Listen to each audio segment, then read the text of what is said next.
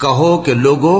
آؤ میں تمہیں وہ چیزیں پڑھ کر سناؤں جو تمہارے پروردگار نے تم پر حرام کر دی ہیں۔ ان کی نسبت اس نے اس طرح ارشاد فرمایا ہے کہ کسی چیز کو اللہ کا شریک نہ بنانا اور ماں باپ سے بدسلوکی نہ کرنا، بلکہ حسن سلوک کرتے رہنا، اور ناداری کے اندیشے سے اپنی اولاد کو قتل نہ کرنا،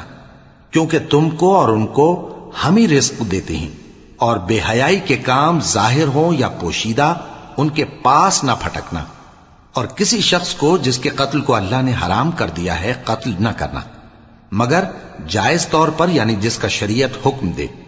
ان باتوں کی وہ تمہیں تاکید کرتا ہے تاکہ تم سمجھو، اور یتیم کے مال کے پاس بھی نہ جانا مگر ایسے طریق سے کہ بہت ہی پسندیدہ ہو، یہاں تک کہ وہ جوانی کو پہنچ جائے، اور ناپ اور تول انصاف کے ساتھ پوری پوری کیا کرو۔ ہم کسی کو ذمہ دار نہیں بناتے مگر اس کی طاقت کے مطابق، اور جب کسی کی نسبت کوئی بات کہو تو انصاف سے کہو، گو کہ وہ تمہارا رشتہ دار ہی ہو، اور اللہ کے عہد کو پورا کرو۔ ان باتوں کا اللہ تمہیں حکم دیتا ہے تاکہ تم نصیحت قبول کرو، اور یہ کہ میرا سیدھا رستہ یہی ہے تو تم اسی پر چلنا، اور دوسرے رستوں پر نہ چلنا کہ ان پر چل کر اللہ کے رستے سے الگ ہو جاؤ گے۔